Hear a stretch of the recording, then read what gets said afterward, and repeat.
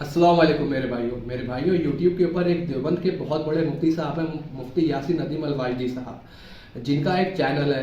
उस चैनल के ऊपर उन्होंने एक्स मुस्लिम और एथिज्म के हवाले से बड़ा ही ज़बरदस्त काम किया है, और वो उनकी वीडियोस और वो खुद कई लोगों के लिए एक हिदायत का रास्ता बने। अल्लाह रब्बुल आलमीन ने उनके ज़रिए न जाने कितने गुमराह नौजवानों को राह हक दिखाया, जो इस्लाम छोड़ चुके थे, जो मुर्तद हो चुके थे, वो वापस इस्लाम के अंदर वापस आए। उन्होंने बेहतरीन काम किया है, लेकिन ज़रूरी नहीं कि एक शख्स जो है वो हर जगह पर सही हो। बिला शक व शुबा मुफ्ती साहब ने बड़ा ही अल्टीमेट काम किया, लेकिन अभी उन्होंने रिसेंटली इंजीनियर मोहम्मद अली मिर्जा के हवाले से एक बात करी, जो बात ही बड़ी खतरनाक बात उन्होंने करी। एक बात मैं और यहाँ वाज़ेह कर दूं कि मुझे खुद इंजीनियर मोहम्मद अली मिर्जा साहब से कई एक मौज़ूआत पर बहुत शदीद इख्तिलाफ़ात हैं, सैकड़ों बातों पर उनकी मुझे इख्तिलाफ है। लेकिन इख्तिलाफ का मतलब ये नहीं होता कि आप किसी को ऐसे अल्फाजों से नवाजना शुरू कर दे। तो सबसे पहले आप मुफ्ती साहब की इस वीडियो को सुने। साहब को भी देख रहा हूँ। देखो, इंजीनियर ने आपके ऊपर क्या नेगेटिव असर डाला है। आपको बोला कि यार जो अच्छा लगे ना वो करो। ये सही है कि दलील के मुताबिक चलना ज्यादा सही है? ख्वाहिश के ऊपर तो शैतान चलता है। इंजीनियर तो आपको शैतान के रास्ते पे चला रहा भाई। इस वक्त एक नौजवानों की बड़ी तादाद बगैर किसी दलील के, बिला किसी इल्म के, नफ्स परस्ती में मुब्तला है और उसकी वीडियोस देखकर है। तो मेरे भाइयों, आपने मुफ्ती साहब की इस वीडियो को सुना, जिसके अंदर मुफ्ती साहब ये कह रहे हैं कि इंजीनियर साहब ने आपको शैतान के रास्ते पर लगा रखा है। यानी मुफ्ती इंजीनियर साहब को जो भी सुनता है वो शैतान के रास्ते पर लगा हुआ है। और आगे कहते हैं कि बिना किसी दलील के इंजीनियर साहब बात करते हैं, और आज के जो यूथ है वो बड़ी कसीर तादाद में अपनी नफ्स परस्ती के अंदर लगी हुई है, फकत इंजीनियर साहब के वीडियोस को देख कर। ये सारे इल्जामात उन्होंने इंजीनियर साहब पे लगाए। बिल्कुल इख्तिलाफ का हक हर किसी को हासिल है, हर कोई एक दूसरे से इख्तिलाफ कर सकता है, लेकिन इल्म की बुनियाद पर, ना कि अपनी ज़ातियात की बुनियाद पर। और इख्तिलाफ एक अलग चीज़ है, और किसी को इस्लाम से बाहर निकाल देना वो एक अलग चीज़ है। जो शैतान के रास्ते पर चलाएगा वो मुसलमान तो हरगिज़ नहीं हो सकता। फिर मुफ्ती साहब ने कहा कि इंजीनियर साहब बगैर किसी दलील के बात करते हैं, तो आप खुद इंजीनियर की वीडियोस उठाकर देख ले, और आप अहले देवबंद के बड़े बड़े आलिमों की तकरीरें सुन ले, और उनके रिसाले पढ़ ले, और उनकी किताबें पढ़ ले। आपको दिख जाएगा कि किसने कितनी दलील के साथ बात की हुई है, किसने कितनी कुरान और हदीस को कोड किया हुआ है। हाँ, वो एक अलग बात है कि इंजीनियर की भी हर एक बात सही नहीं है। मैं खुद उसकी बहुत सारी बातों से इख्तिलाफ करता हूँ, शदीद इख्तिलाफ करता हूँ। फिर मुफ्ती साहब ने कहा कि आज की जो न्यू जनरेशन है वो नफ्स परस्ती के अंदर इंजीनियर की वीडियोस को सुनती है, और इंजीनियर की वीडियोस को सुन के ही वो नफ्स परस्त हुए हैं।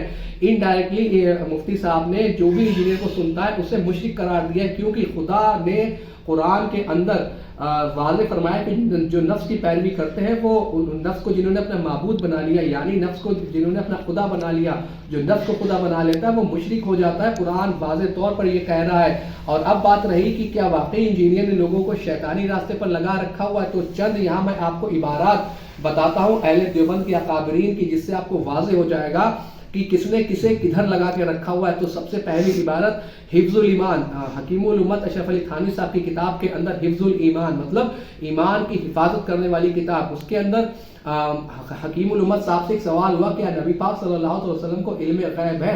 तो उस पर हकीमुल उम्मत साहब इरशाद फरमाते हैं कि कुल इल्म जो है वो अल्लाह रब्बुल आलमीन के लिए है, और बास इल्म अगर नबी पाक सल्लल्लाहु अलैहि वसल्लम के लिए मान भी लिया जाए तो इसमें उनकी क्या खासियत?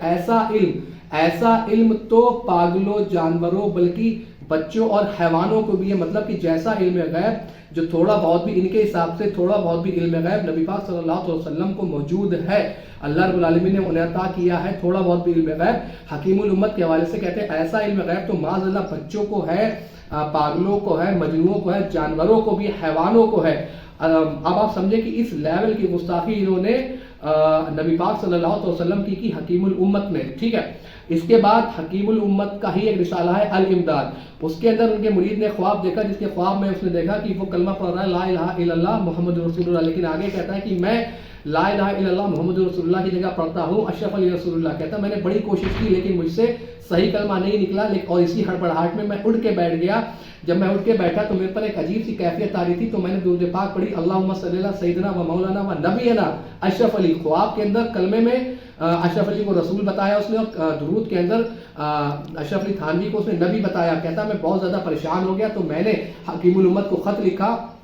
तो हकीमुल उम्मत ने उसके जवाब में लिखा कि तुम परेशान ना हो, इस वाक़े में खैर है, اللہ نے جو تمہیں واقعہ دکھایا ہے اس لیے دکھایا کیونکہ میں متبع سنت ہوں. یعنی حکیم الامت صاحب کہہ رہے ہیں کہ جو تم نے خواب کے اندر کلمے میں میرا نام لیا وہ بھی بالکل صحیح ہے, درود کے اندر جو میرا نام لیا وہ بھی بالکل صحیح ہے, کیونکہ میں متبع سنت ہوں, اس لیے اللہ رب العالمین نے تمہیں یہ خواب دکھایا. اب آپ سمجھے کہ یہاں پر یہ بہانے بناتے ہیں کہ خواب کے پر کوئی پکڑ نہیں ہوتی فلاں, تو ہم خواب دیکھنے والے پہ پکڑ کرتے بھی نہیں ہیں. وہ بندہ خواب میں تھا, وہ بندہ غفلت میں تھا, چلے ٹھیک ہے, اس کے منہ سے جملے صادر ہو گئے, سارا حساب ہے حکیم الامت سے جنہوں نے کہا کہ اس واقعے میں خیر ہے کیونکہ میں متبع سنت ہوں, اس لیے اللہ رب العالمین نے تمہیں یہ خواب دکھائے. پھر اگلی عبارت اسماعیل دہلوی کی سیرت النبی کی کتاب سے, ٹھیک ہے, سیرت النبی کی کتاب سے, جس کے اندر وہ کہتے ہیں کہ نماز کے اندر معاذ اللہ ثم معاذ اللہ گھوڑے گدھے خچر کا خیال آ جائے تو نماز ہو جائے گی, لیکن اگر نبی پاک صلی اللہ علیہ وسلم کا خیال آ جائے تو نماز نہیں ہوگی, معاذ اللہ ثم معاذ اللہ. اور اس کی تعویلیں یوٹیوب کے اوپر بھری پڑی ہیں, آپ ان کی تعویل بھی دیکھ لیں, تب بھی ان کی تعویل سننے کے بعد بھی آپ کا دل یہی چاہے گا کہ ان کے نہ جانے کے ساتھ کیا معاملات کر دیں. اس طریقے کی باتیں انہوں نے اپنی کتابوں کے اندر لکھی. پھر آگے بانی مدرسہ دیوبند کے جو بانی ہے قاسم نانوتوی صاحب, انہوں نے اپنی کتاب تہذیب الناس کے اندر لکھا کہ اگر نبی پاک صلی اللہ علیہ وسلم کے بعد کوئی اور نبی آ بھی جائے تو بھی نبی پاک صلی اللہ علیہ وسلم کی ختم نبوت کے اوپر کوئی اثر نہیں پڑے گا. یعنی اگر کوئی دوسرا نبی بھی آ جاتا ہے ان کے حساب سے تو نبی پاک صلی اللہ علیہ وسلم خاتم النبیین ہی رہیں گے, ان کی ختم نبوت پر کوئی بھی اثر نہیں پڑے گا. یہ عقیدہ میں کہتا ہوں کہ انہوں نے کہاں سے لیا, کون سی آیت سے لیا اور کون سی حدیث سے لیا.